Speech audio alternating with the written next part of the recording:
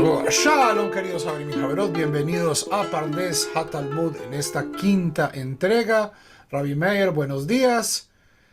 Boker Tov, Rav Juan. Aquí nos encontramos atravesando la página 3a del Tratado de Berajot. Vamos a comenzar con un texto, comienza con la palabra Tania. Tania viene a decirnos que trae una braita, o sea, una fuente de origen mishnaico, de la misma época que la Mishnah, pero que no entró dentro de la Mishnah de Rabbi Yehuda Nasi, como te hemos explicado, pero nunca está de más volver a explicar. Y abajo tenemos esta traducción ad hoc, vamos a ponerle un nombre, de pedirle a Sefaria en su texto en inglés y pedirle a Google que nos ayude a traducirlo al español. Se enseñó en una braita que dijo Rabbi Yossi, Amar Rabbi Yossi, פעם אחת הייתי מהלך בדרך ונכנסתי לחורבה אחת מחורבות ירושלים להתפלל. Una vez estaba caminando por el camino cuando entré en las ruinas de un viejo edificio abandonado entre las ruinas de Jerusalén a orar. ¿Quién es Rabbi Yossi? Quinta generación, vivía en Tzipori, Yossi ben Jalafta. Yossi ben Jalafta, que era el que tenía la opinión de que Ben Hashmashot es que Jeref Ain, el parpadeo de un ojo, y Rabbi Meir dice, yo sigo a Rabbi Yossi, y tenemos este midrash que trae primero Rabbi Eliezer, de Dios despertándose 3 veces, luego tenemos la versión de los Amoraim de Rabbi Yitzhak en nombre de Rab, y esto lleva a esta historia de rezar en ruinas y Rabbi Yossi. Y quiero preguntarte algo más, vos que ubicás bien los tiempos, Rav Juan. ¿En qué generación fue la destrucción del templo de Jerusalén? ¿O Rabbi Akiva? Hay dos momentos de gran destrucción. El primero es en el año 70 de la era común, donde la destrucción está centrada en Jerusalén. Rabbi Yossi sobrevive a las purgas adriánicas del año 135, la revolución de Bar Kokhba. Entonces, cuando Rabbi Yossi está entrando a Jerusalén, estas son ruinas de 65 años, al menos. Es decir, Jarabot Jerusalén llevan 70 años de abandono después de la destrucción. Esta es la imagen que debemos, un sitio desolado y que lleva abandonado casi un siglo. Y algo más, porque lo que siguiente es mucho más interesante todavía. Si esto ya era interesante. Va Eliyahu Zahur Latov Beshamar li al apetach Beintim li ad shetziamte tefilati. Noté que Eliyahu Anabí, el profeta Eliyahu, Zahur Latov, de bendita memoria, vino y me esperó en la entrada y esperó hasta que termine mi oración, mi tefilá. Cuando terminé de hacer mi tefilá, cuando terminé de orar y salí de las ruinas, Eliyahu me dijo, con la deferencia, como si se dirigiera a un rabino, Shalom aleja, rabí. Saludos a usted, la paz sea con usted, mi maestro, mi rabino. Y yo le respondí, Shalom aleja, rabí morí. Saludos a ti, la paz sea contigo, mi rabino, mi maestro. Esta es la forma que uno le responde si en la ley, si primero te saluda tu maestro a vos deberías saludar primero a tu maestro. Pero si tu maestro te saluda primero a vos, cuando le contestás le decís, Shalom aleja, rabí morí. Y Eliyahu me dijo, hijo mío, y ahí ya se nota la relación, digamos, ahora sí, Eliyahu toma el puesto de maestro y Rabbi Yossi toma el puesto de alumno. Vení, hijo mío, ¿por qué entraste en esta jarbá, en esta ruina? Le dije, en esta jurbá, en esta ruina. Le dije, para hacer mi tefila, para orar. Y Eliyahu me dijo, debiste haber orado en el camino. Y le dije, no pude orar en el camino, porque tenía miedo de que los viajeros me interrumpieran y no pudiera concentrarme. Eliyahu me dijo, debiste haber recitado una oración abreviada, una tefilá tzara, instituida precisamente para tales circunstancias. En ese momento, de ese breve intercambio que tuve con Eliyahu Anabí, aprendí de él 3 cosas. Aprendí que uno no puede entrar en una ruina, Aprendí que no es necesario entrar a un edificio para orar, sino que se puede orar en el mismo camino. Y aprendí que quien ora en el camino recita esta tefilá Tzará, una oración abreviada para mantener la concentración. Vuelvo un segundito a nuestro texto armadito aquí para poder concentrarnos. Entonces, tenemos un diálogo entre, la Gemara nos presenta un diálogo entre Rabbi Yossi y Eliyahu Anabí, y va a haber una enseñanza para Rabbi Yossi de la tefilá Tzará que debe realizar esta oración abreviada, y 3 aprendizajes que tiene Rabbi Yossi, que no está muy correcto, no está bien visto, no está bien hacerlo, entrar a un lugar en ruina, que se puede rezar en el camino, y que si uno reza en el camino, para mantener la concentración, hace una oración más breve. Y lo que podemos mostrarle a ustedes, esta oración más breve, como está agregado aquí al costado por Rabbi Juan, ¿sí?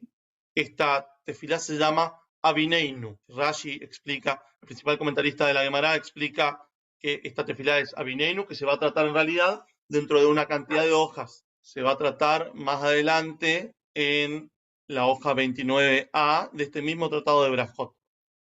Aquí está el Abineinu. ¿De qué se trata? La tefilá normal en el judaísmo tiene, siempre la he escrito como un sándwich. Hay 3 bendiciones iniciales, 3 bendiciones finales que no cambian. Magen Abraham, Mehayametim, Hael Akadosh, las últimas 3 no cambian, pero las 13 bendiciones intermedias en un día normal pueden sustituirse por esta bendición Habineinu, que recoge los 13 temas que tratan las 13 bendiciones intermedias. Entonces, en las 13 bendiciones intermedias comenzamos hablando de Da'at, comenzamos hablando del intelecto, luego hablamos de la Teshuvah, del perdón, de la curación, de la redención. Vamos a ver que los mismos temas aparecen en orden, y terminamos con la Hatimá, con el sello Baruch Ata Hashem Shomea Tefilá. Bendito eres tú, Hashem, que escuchas la tefilá. De un modo este es el relleno, la mitad del intermedia del sándwich. No podemos dedicar la Kavaná a decir cada una de las 13 verajot intermedias, pero entonces vamos a hacer una antología breve de cada una de estas verajot, y entonces reducimos el tiempo que tenemos que dedicar a la midá en espacios donde no podemos darnos el lujo de estar concentrados, o hay interrupciones, o por ejemplo, Niana de Yoma, si un soldado, alguien que esté en el frente, los sidurim militares, tanto de Tzahal como tengo aquí en la oficina un sidur de las Fuerzas Armadas norteamericanas, en la página de atrás tienen Habineinu, porque es una de las profesiones donde claramente hay una presión para tener servicios abreviados. Es como que agarran las 13 brajot del medio y las dejan a cada una en 5 o 6 palabras, no llegan a ocupar un renglón cada una. Y se entiende que para esa parte uno necesita más concentración, porque las otras las dice todos los días, pero esta por ahí es más largo, entonces más cortito. Gracias, Raúl Juan, por la explicación. Y el tema, y ponemos una conexión al Habineinu en Sefaria en la descripción del video. No terminó ahí el diálogo entre Rabbi Yossi y Eliyahu Anabí, que todavía no estamos hablando de qué significa hablar con Eliyahu Anabí, ni de todo lo que estamos por ver ahora. Esta subida de hoy tiene mucho material para aportarnos más allá de lo que dice la subida misma. Después de esta primera parte de la charla, Eliyahu Anabí me dijo: ¿qué vos oíste en aquella ruina? ¿A qué entraste ahí? ¿Qué escuchaste? Y le responde: escuché una Bat Kol. Bat Kol aquí nos traduce como una voz celestial. Si traducimos literal sería la hija de una voz, o sea, no escuchó una voz, sino escuchó como un eco celestial.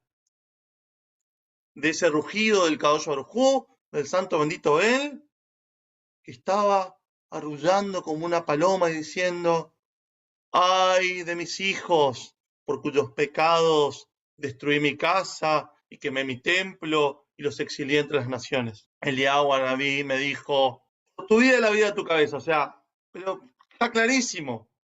No solo a esa hora clama esa voz en aquel momento. O sea, no fue solamente en el momento que vos entraste a esa ruina, sino que ese clamor se escucha 3 veces cada día.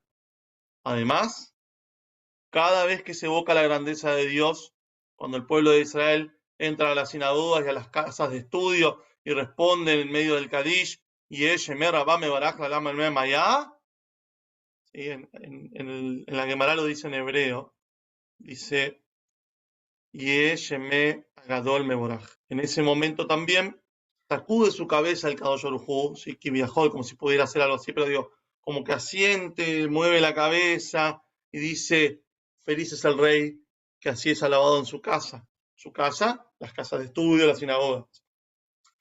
Cuando el templo de Jerusalén estaba en pie, allí se recitaba esta alabanza, pero ahora cuán grande es el dolor del padre que desterró a sus hijos, y hay de los hijos que fueron desterrados de la mesa de su padre, ya que su dolor solo se suma al de su padre. Aquí podemos hacer un freno.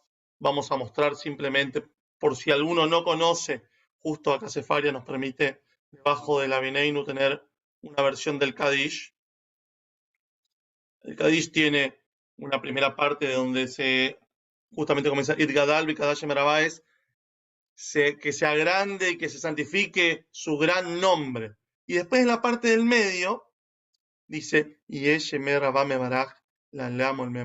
sea su gran nombre bendito desde ahora y para siempre.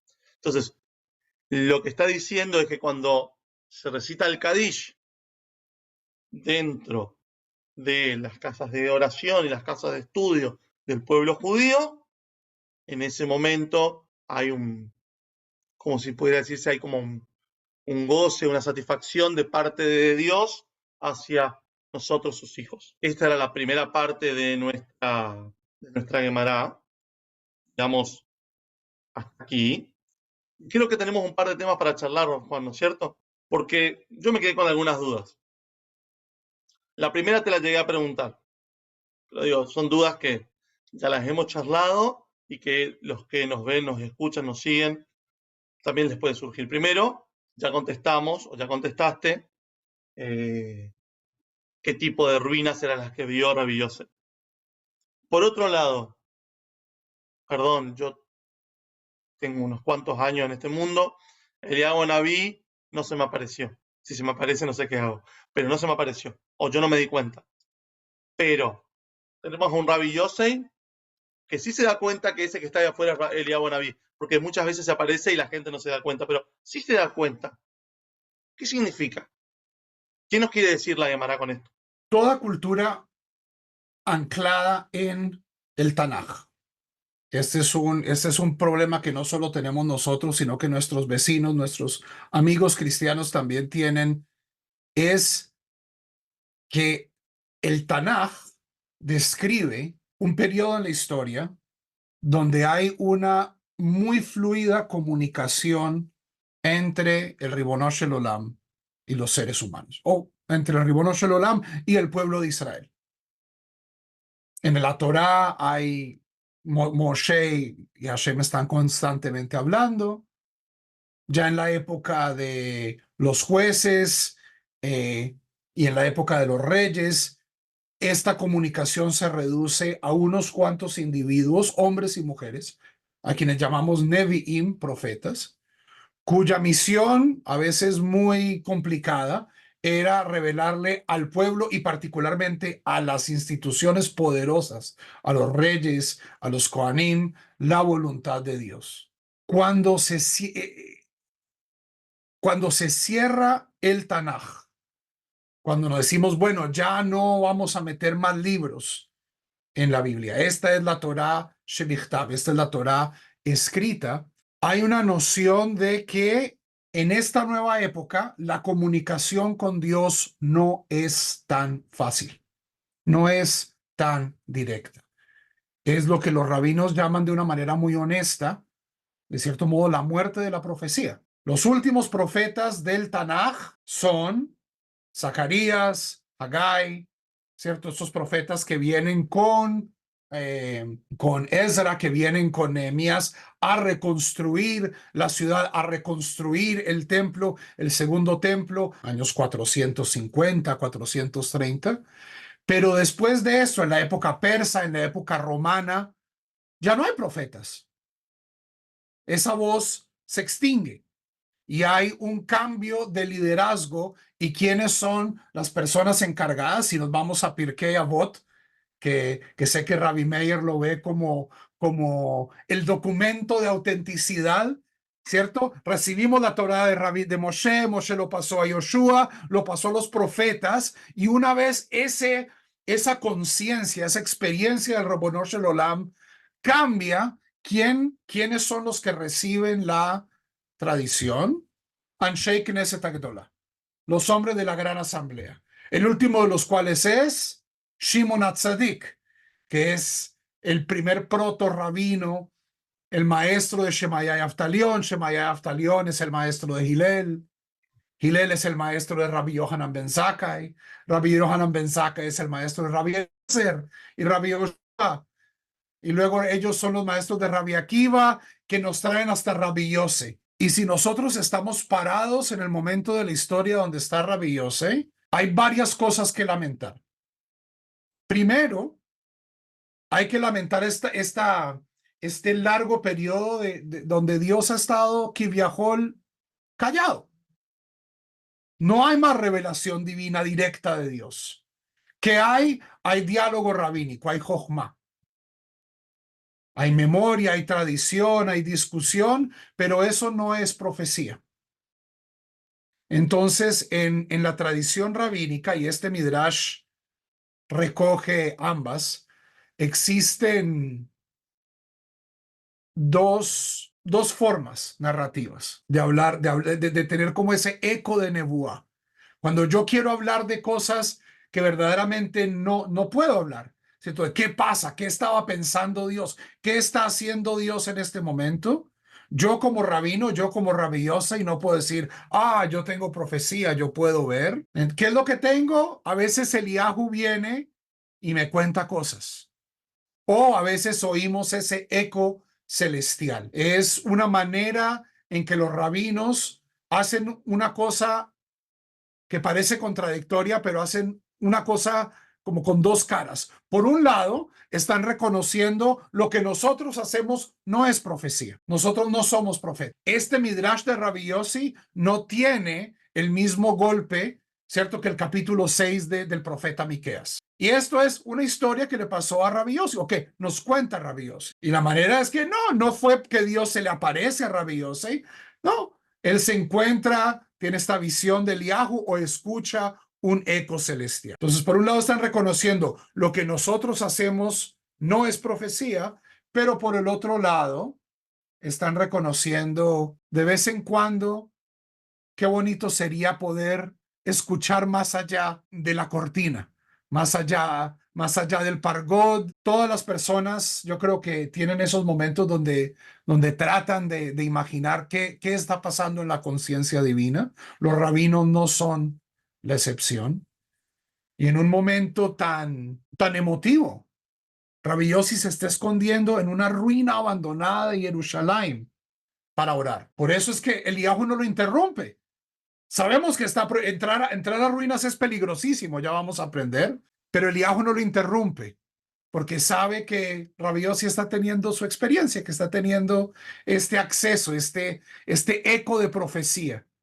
Y ya en otros videos hemos hablado de esta noción, que es una noción íntegra del proceso rabínico, en el que todavía estamos, que es que si nosotros no somos profetas, somos descendientes de profetas. Todavía hay un espacio para la intuición. Tajles, vamos a hablar tajles. Rabino, pero verdaderamente se le apareció Elías el profeta. No sé, Rabbi Yossi nos está diciendo, yo tuve una intuición. Esta intuición la quiero reflejar como algo que me viene más allá de este espacio y que el mensaje que está diciendo es este mensaje con el que terminamos el video de la clase anterior, que es esta noción de tener esta idea de que Dios ansía una reconciliación con nosotros, de que el universo no es un espacio frío, de que nuestras transgresiones, de que nuestro momento histórico no nos desconecta de Dios. ¿Cierto? Rabbi Yossi entra a esa jurba buscando un lugar para orar y no solo, o sea, logra algo que la mayoría de nosotros no logra y es poder escuchar. Él está hablando a Dios, pero alcanza a oír. Y lo que oye, y luego Eliyahu se lo aumenta, es que Dios quiere esta reconciliación. Muchas gracias, muy interesante. Y además, Rab Juan, hay varias cosas más. Digo, este sistema de Eliyahu Anabí apareciéndose a alguna persona sucede varias veces durante el Talmud. Es un recurso también, digamos, muchas veces para explicar. Me acuerdo una subía, creo que es en Baba Batra 7a o B, ahora no me acuerdo de memoria, donde hay un Hasid, donde hay una persona que es muy piadosa y entonces siempre se le aparecía Eliyahu. Un día cierra la casa, no pueden llegar los pobres, entonces Eliyahu Anabí no se le aparece más. O sea, Eliyahu Anabí te acompañaba o te acompaña en ciertos momentos muy interesantes, muy importantes, como entrar a rezar, como cuando podías hacer una tzedaká a una persona necesitada. Digo, hoy mismo nosotros lo esperamos, le ponemos una copa, ¿no es cierto?, en el momento del ser de Pesaj, en las noches de Pesaj. Lo esperamos también que venga cuando tenemos el Brit Milá de nuestros hijos, la circuncisión el 8º día, ponemos una silla especial y la silla donde se va a sentar, donde va a estar el niño, el bebé ahí para su Brit Milá, es la silla de Eliyahu. O sea, Eliyahu representa, como dice Rab Juan, la voz o el eco de la voz, digo, y también este eco divino, este eco celestial, ese Bat Kol, ese eco celestial, no va a dictaminar nuestras acciones. Y eso también es una subía, un párrafo talmúdico muy conocido, el horno de Ajnai, ahí hubo una pelea tremenda, una discusión tremenda, un debate tremendo entre algunos rabinos y apareció la voz celestial, dijo que la halajá era como uno y los rabinos se pararon y le dijeron, nosotros no, ya está. La nebuá, la profecía, como dijo Rab Juan, se cerró y puede venir a abrirse el cielo y decirnos las cosas. Nosotros vamos a quedarnos con nuestras leyes, con nuestra Torá, con nuestra Gemara, vamos a seguir discutiéndola y de acá vamos a sacar conclusiones. Pero ya no sacamos conclusiones de una vocecita que se te aparece. Sin embargo, o sea, esa es la parte negativa, digamos, no, negativa no porque sea mala, sino negativa porque no lo vamos a tomar como una fuente legal al eco celestial, pero como Raúl Juan ya explicó alguna vez en nuestras clases juntos, en nuestros momentos de estudio juntos, eh, hay que tener esa capacidad de escuchar el eco. Hay un eco que escuchamos, un eco que sí queremos escuchar, que es el eco del Sinai, sí que nos pide estar atentos al otro, a nosotros mismos, a Dios, a su Torá. Hay un eco que sale ahí desde el monte Sinaí y sigue saliendo todos los días. Salió una vez y sigue saliendo. Bueno, nosotros intentamos estudiar con ustedes para poder compartirlo. Dicho todo esto, podemos pasar a la segunda parte. Quiero añadir una cosita, y es esta noción de Rabbi Yossi entrando una jurba. Hay dos tipos de texto que nos vamos a encontrar en el Talmud y creo que ustedes van a comenzar a notar esto. Textos como estos, nosotros los llamamos Agadeta. ¿Qué es Agadeta? Agadeta son historias. Pueden ser historias de los rabinos, pueden ser historias, dentro de un par de Dapim vamos a tener historias sobre el rey David o sobre historias sobre personajes bíblicos. Y estas historias, por lo general, lo importante de estas historias es el mensaje que conllevan. El Talmud no se aguanta. En la mitad de la historia nos dice, y por esto Rabbi Yossi decía que he aprendido estas tres cosas. ¿Sí? La Agadeta siempre tiene un punto. La Agadeta siempre tiene un mensaje. Hay otro tipo de textos que ha sido más lo que hemos venido trabajando en estos últimos 4 videos, que es lo que en arameo se llama shakla vetaria, que es toma y dame. es cuando los rabinos están tratando de determinar por lo general halajot, leyes. Hay diferentes opiniones, diferentes veraitot, contradicciones lógicas. En ese caso tenemos que hilar mucho más finito y trabajar con el Daf Mekorot. Cuando se trata de Agadeta, muchas veces estas Agadetot no están escritas en hebreo, están escritas en arameo. Entonces, en ese caso, estudiar Agadeta, Google hace un trabajo fabuloso, nos presenta la historia en su contexto, entendemos, entonces vemos a Rabbi Yossi entrando a rezar en una jurba. ¿Eso qué significa? Todos en nuestra vida tenemos jurbot. Tenemos espacios, tenemos momentos de crisis que recordamos. Muchas veces son espacios físicos, ¿cierto? La casa, el apartamento donde sucedió esto, el café donde hubo esta pelea. Y a veces como seres humanos gravitamos de vuelta a esos espacios. El masoquismo, pero no es masoquismo, ¿cierto? Estamos entrando a esos espacios con la pregunta de ¿qué? Tratar de entender. Para mí, cuando Rabbi Yossi entra a una jurba desolada 70 años después, está tratando de entender por qué, porque tantas promesas, tantas cosas, y el mensaje que aprende, el mensaje que él intuye más allá de la cortina que Eliyahu le está diciendo es, las jorabot son poderosas. Ese dolor te puede dar insights, te puede dar sabiduría muy poderosa, pero no es bueno. No es bueno revisitar estos sitios de dolor. Hay que rezar Baderech, donde estás ahora. Y sí, cuando yo estoy ahora, en mi vida actual, tal vez tengo gente que me interrumpe, ¿cierto? No estoy en ese momento ideal, justo antes de la crisis, muchos ahora, si antes de la pandemia hubiera hecho esto, hubiera hecho aquello. Pero no, estamos en el camino, y si en el camino no me puedo concentrar, ¿qué es lo que tengo que hacer? Rezar una tefilá corta, una tefilá a la medida. Este midrash, esta gadeta de Rabbi Yossi funciona en muchos niveles. La sabiduría para nosotros puede ser, no recemos en sitios de dolor, no recemos en sitios de trauma, a pesar de que nos sentimos atraídos a ellos, recemos en el camino. Hashem quiere que nos movamos, así el camino sea un poquito más distractivo. Y quiero agregarte dos cosas.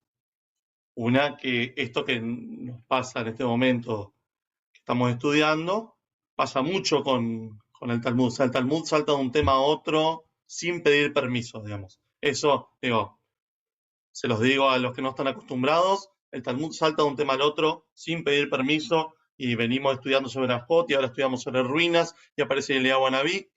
Y les voy a decir algo más, acá en base a quienes somos los dos que estamos de este lado de la pantalla, y tenemos quizás nuestro mayor punto en común es lo que enseña Maimónides, el Rambam, que él dice que cuando uno ve, hay distintas formas de entender las palabras de los sabios. Y cuando uno ve palabras de los sabios que parecen como muy tiradas de los pelos, como muy simplonas, como hasta fantasiosas, dice, ese es problema tuyo. Vos no estás pudiendo entender, porque los jajamim, nuestros sabios, de bendita memoria, ellos realmente sabían lo que decían. Y hay que entender también que nosotros pasaron entre algunos de ellos y nosotros 2000 años, no hablamos el mismo lenguaje. Ni ustedes ni nosotros nacimos hablando ni arameo ni hebreo. Y inclusive los que hablan hebreo o los que intentan estudiar todavía discuten, intentan entender cada una de estas palabras. Si no, no habría mucho más que 100 comentarios a cada página del Talmud. ¿Sí? Entonces, retomando las palabras de Moshe Ben Maimón, el Rambam, Maimónides, hay algo acá para aprender. Si no podemos entenderlo, o sea, leer literalmente las palabras de los sabios, o nos va a hacer rechazar nuestra tradición o nos va a volver fundamentalistas. Leer las palabras de los sabios, entendiendo que hay una sabiduría allí para aprender, es lo que nos va a permitir una lectura más acorde. a lo que ellos quisieron de nosotros, lo que quisieron transmitir con sus palabras. No sé si firmás abajo o no. Suscribo. Y les digo, ya con los 2, 3 temas que abrimos aquí, podríamos hacer un curso de cada uno de ellos, o sea, 10, 12 clases, pero lo resumimos en un ratito, así que si les quedó alguna duda de algún tema, pregunten, indicamos alguna bibliografía, intentamos marcar algún video. Y ahora sí, volvemos al Talmud, o seguimos en el Talmud, o vamos por lo menos a la segunda parte de nuestra hoja preparada para hoy. Vamos, esta parte ya la recorrimos, y llegamos aquí donde dice Tanu Rabanán. Esta ya la teníamos, Tanor Rabanán, enseñaron nuestros rabinos. Esta es una otra veraitá. El Tanor Rabanán es sorprendente. Dicen,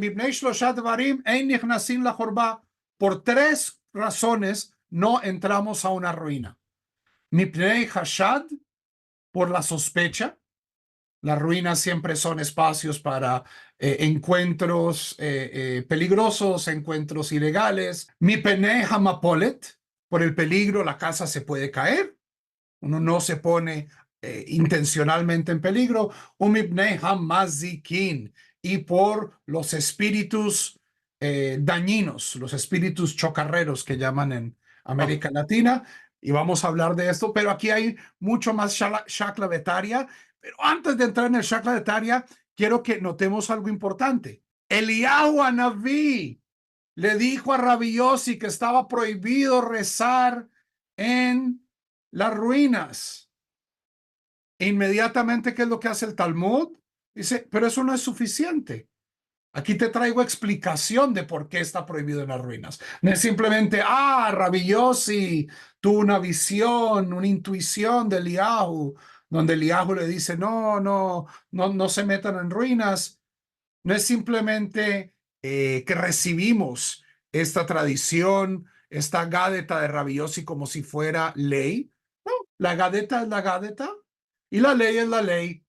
Y para la ley tenemos que tener lógica. ¿Ok? Y en esa lógica nos marca 3 motivos de prohibición primero. Hashad, como bien dijiste, es la sospecha. Será la sospecha de que un varón entre a encontrarse, como bien dijiste, ilegalmente con una mujer. Y esto también lo habla mucho el Talmud. El Talmud no tiene muchos problemas en explicar, digamos, las relaciones entre las personas. Entonces, sería como si un varón entrara a encontrarse dentro de la ruina con, por ejemplo, una prostituta. Sería el caso. Ese es el hashad. Ir a hacer un acto indecoroso. El Exacto. mapolet es más fácil. Mapolet es que se caiga. La El casa. edificio está en ruinas, se te cae encima, la verdad, como bien dijiste, uno no se pone en situaciones de peligro innecesariamente. No confía en los milagros, dice Enson Himalanés. No confiamos en los milagros. Y los mazikin, Ya vamos a llegar los más aquí. literal, son los dañadores. Dijiste, son unos espíritus que vienen a dañarnos. Perfecto. Esos son los 3 motivos, bien explicaditos. Y ahora la Gemara va a decir, ok, me pnei hashad, ok, vos me hablaste de la sospecha.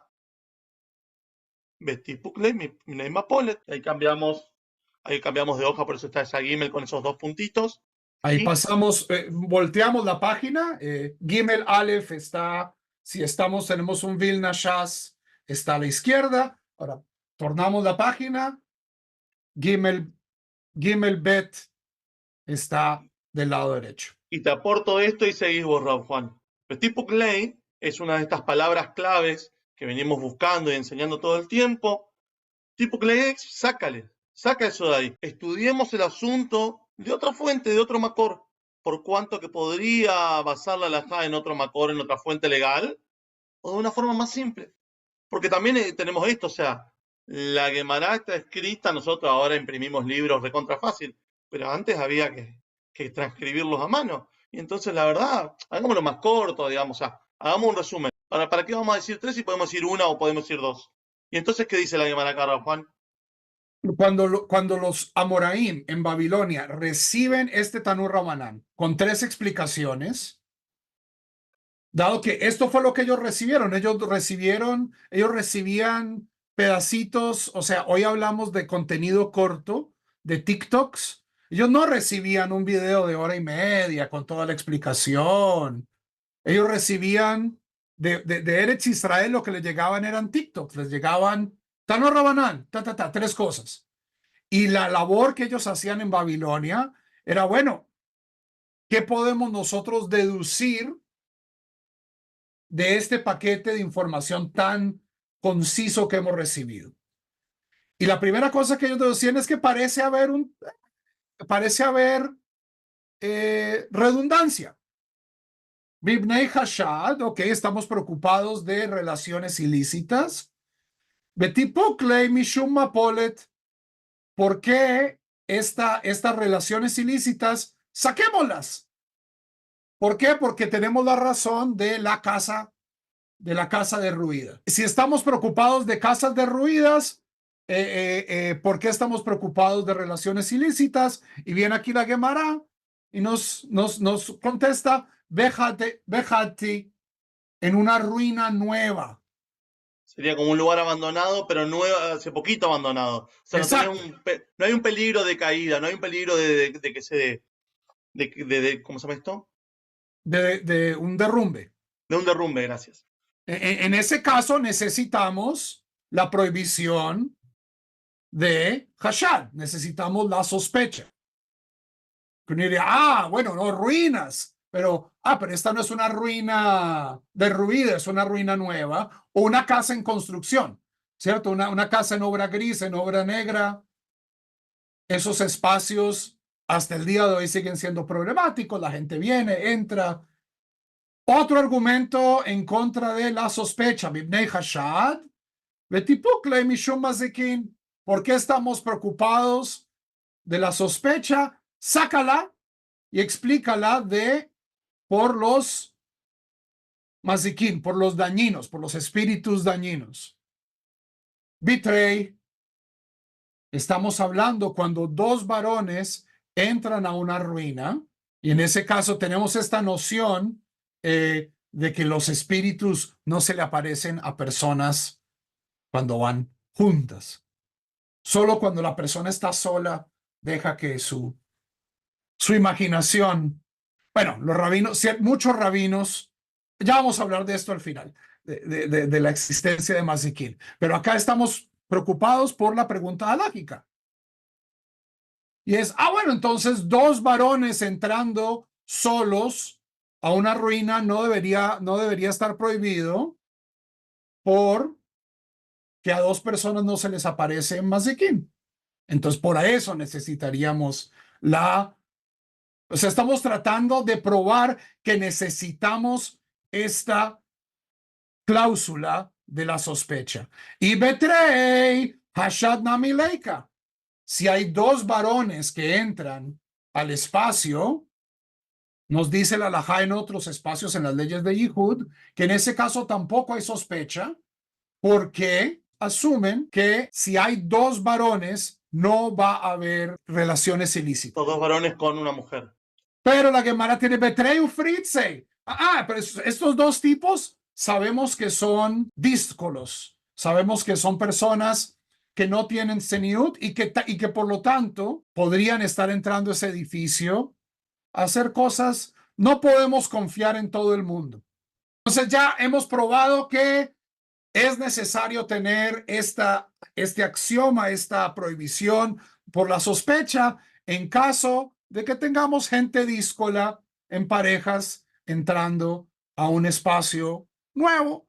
En ese caso, ¿cuál es el único argumento que podríamos decirles? No. Es que va a haber sospecha. Segundo argumento, Mibnei Hamapole, que la casa se caiga. Betipukle mishum hashad umezikin. ¿Qué nos importa si la casa se va a caer? Si la casa nos va a dar mala reputación y está llena de fantasmas, de demonios, de goblins. En ese caso, necesitamos la amenaza de que la casa se caiga, vitrei uksherei, para mantener a la gente decente, a la gente modesta, lejos de las ruinas. Si esta gente no tiene mala fama, digamos. No tiene mala fama, saben que no van a hacer ahí nada, y van en parejas, entonces no los van a molestar los mazikin. Pero ¿sabes qué? la casa se puede caer. Mejor no entrar ahí. Y por último, bueno, verdaderamente necesitamos estos mazikin, estos demonios. Vetipu kleim ibnei hashad umapolet. ¿Cierto? Tenemos esta otra noción de sniut, de modestia, de sospecha y el peligro de que la casa se caiga. Tenemos este caso muy especial de Hurbaja Date, una ruina nueva. En buen estado. Betrei Uksherei, dos personas que entran ahí que son kasher, son personas probas, que no van a hacer nada, que podríamos decir, bueno, ¿y cómo podemos asustarlos? Y Betrei, Mazikin Nami Leika. Si van en parejas, no hay problema con los Mezikin. Bimkoman Haishinan. Incluso incluso en parejas, los sitios abandonados, los sitios no civilizados, los sitios salvajes. En esos sitios hay que tener cuidado, Pensé que iba a ¿cierto? decir una casa embrujada. Sí, es mejor no entrar a esos sitios, aún en parejas, sino que le pregunten a Scooby-Doo y a sus amigos, que entran todos en grupo y acaban saliendo todos corriendo. Y Bayet Eima, que es fabulosa esta otra Milad Mafteach. Y si querés te lo resuelvo de otra manera, ¿por qué necesitamos estos Mezikim? ¿Por qué necesitamos demonios? Leolam Behad. Siempre, estamos hablando siempre en el contexto de una persona sola. Behur Bahadate, en una ruina nueva. De Ka Bedabra, que está en el campo.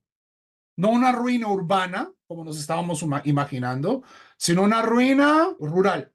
De Hatam Mishum Hashad Leika, en una ruina rural no hay peligro de impropiedad. De Isha Bedabra lo Shahija. En la época talmúdica, las mujeres no andaban solas en el campo. Encontrar sitios para encuentros prohibidos es más un problema urbano que un problema rural. En el campo la gente no se expone de esta manera. Umishum mazikin y por eso es necesario listar también a los demonios, a los mazikin. Rabino, ¿los fantasmas existen? Bueno, claramente en la visión del mundo de los sabios del Talmud, para muchos de ellos sí, los describen, dicen inclusive cómo hacer para detectarlos, acá te dan un antídoto para que no te ataquen, ir de a dos. Digo, Silbar, hacer ruido. sí, sí, o sea, están muchas, muchas reglas del cementerio, tienen que ver también con Sheidim, Mazikim, no son lo mismo, pero va todo para ese lado. O sea, como algunas fuerzas dañinas parecen existir. ¿Qué más podemos decir de esto, Don Juan? En el Talmud, esto era parte de la cultura folclórica, material, inmaterial, de las comunidades tanto en Babilonia como en Eretz Israel. Arqueológicamente hemos encontrado todo tipo de amuletos, platos, maldiciones. O sea, la creencia en estas instancias, tanto en el mundo no judío como dentro del mundo judío. Hoy en día, en nuestra época moderna, que todos somos urbanos y tenemos internet, pero hasta hace muy poco, la inmensa mayoría de la población judía nació un niño, o sea, había toda esta creencia folclórica en duendes, demonios, los peligros de los sitios abandonados, de ciertas prácticas. ¿Eso quiere decir que el judaísmo enseña que hay demonios? Si uno quiere creer en estas realidades, ciertamente hay fuentes. Pero ¿qué pasa para aquellos que esta no es nuestra visión de mundo? Y creo que aquí hay una muy consoladora pelea entre el Rambam y el Ramban, entre Maimónides y Nachmanides al respecto. Nachmanides definitivamente creía en Mazikin. Y decía que parte del judaísmo, parte de la Torá, parte de las prácticas del acervo cultural y espiritual del judaísmo es saber lidiar con estas fuerzas metafísicas que son parte del mundo. Para el Rambam decía todo esto, creer que estas fuerzas existen y creer que uno puede o debe manipularlas, está prohibido por la Torá. Eso es lo que la Torá llamaría brujería o superstición o adivinación, toda una serie de prácticas que están prohibidas. Y interesantemente, a pesar de que muchos de estos mezikín tienen en el Talmud consecuencias halágicas, cuando uno va y revisa el Mishneh Torah, el Rambam no los menciona. O sea, esta no es esto no es que el Rambam se le olvidó. El Rambam, 700 años después del cierre del Talmud, está diciendo, esta es una creencia que ciertamente existe entre el pueblo, pero no es una creencia que sea consistente con lo que nosotros hoy consideramos una visión de mundo científica, racional. Entonces, aquellos que quieren ser racionalistas tienen quien los apadrine en la tradición judía. En ese caso, pero entonces, ¿qué serían los mesiquín? Cuando uno deja que el miedo entre en su corazón y en su cabeza, acaba haciéndose daño. Todos fuimos niños que entramos al ático, ¿cierto? Al cuarto de la abuela donde no deberíamos entrar, al sótano. Ah, que si tú puedes ir más allá del río, que ahí se aparece el duende. ¿Y qué es lo que pasa? Uno oye un ruido, cualquier cosa, particularmente si está solo. Todas estas aventuras siempre acaban con el niño corriendo porque algo pasa. No porque haya mesiquín, sino porque la persona se hace su narrativa de mesiquín. El Ramá está diciendo, la Torá es una Torá de vida, es una Torá que quiere que nosotros vivamos bien, vivamos largamente, vivamos de la manera más consecuente posible.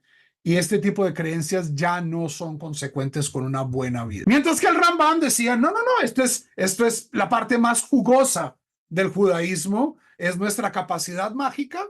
Y creo que hoy en el mundo judío hay gente que vive muy en una esfera y habemos otros pocos que tratamos de vivir en otra esfera y la mayoría de la gente vive, yo creo, en ese intermedio, a veces dejándose llevar por sus voces más racionales y a veces con un deseo furioso de creer de que hay ciertas cosas que uno pueda manipular para ganar un poquito de ventaja.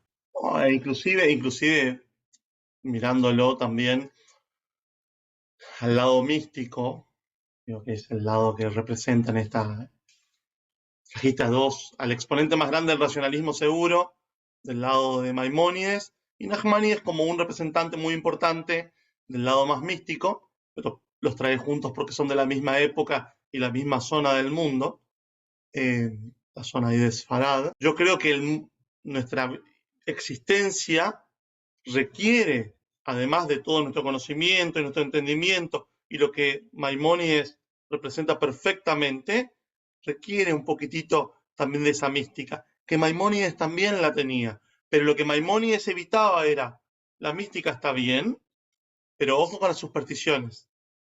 Ojo, en hebreo tiene un nombre muy interesante, emunot tfelot. Son creencias totalmente secundarias, no tienen nada que ver con lo principal que vos necesitas para tu vida. Vos necesitas para tu vida una conciencia sana, un espíritu sano, un cuerpo sano, para poder hacer de este mundo un lugar mejor, acompañar a tu familia, a tu pueblo, a tu ciudad. Y ahí, me das permiso, quiero enganchar con mi otra pregunta, que te la hice porque realmente es impresionante y no es la primera vez que la veo. Ustedes escucharon hace un ratito, leímos qué pasaba si los dos que querían entrar a la ruina eran dos personas que no eran de buenas costumbres. Pritzei, dice, Trutzim. Y son dos descocados. Yo le pregunto a don Juan, explícame, si vos ya sos un y perdón la palabra, un delincuentón, ¿qué tanto te puede importar lo que dicen los sabios, la halajá, las mitzvot, el Talmud, la Torá? ¿Qué te importa? ¿Qué te importa? Vos ya andás en cualquiera, ya no te importa. Y acá, quizás como tomándomenos de la primera parte que Rav Juan explicaba que son las Agadot, como si fuera una especie de moraleja que nos traen una fábula, perdón, que traen nuestros sabios. ¿Cuál es la moraleja? Si yo le digo, esto me hace acordar a una sugiá que está en Maseket Sanedrín. Yo la conocí porque un gran sabio del siglo XX, Emmanuel Levinas, la trae. Si buscan, tengo un video de eso, donde al final de la sugiá aparece una frase que es hermosa. Dice, Afilu rekanim beja, o sea, incluso los más vacíos dentro de tu pueblo, del pueblo judío, están llenos de mitzvot como la granada, como el rimón. Y entonces, ahí yo creo que eso es algo muy interesante para nosotros. Porque voy a hablar de mí y yo no voy a hablar de nosotros. Hay muchas mitzvot. Yo no le pediría a ninguno de ustedes que ponga la mano en el fuego como que yo hago todo lo que hay que hacer. Y hay personas, y yo intento bastante, y me gustan bastante las mitzvot, pero digo, ¿qué hacemos con las otras personas? ¿Qué hacemos con las personas que dicen, no, pero yo, rabino, o le dice a su familia, yo no cumplo con todo, yo no hago todo? Pero hay algo ahí, hay algo de la tradición judía muy interesante, porque es probable que esa persona que se reconoce en el camino, como decía uno de mis maestros, todos estamos sobre el libro. Algunos estamos en la primera página, otros estamos en la página 20, otros más adelante, otros ya se lo saben de memoria.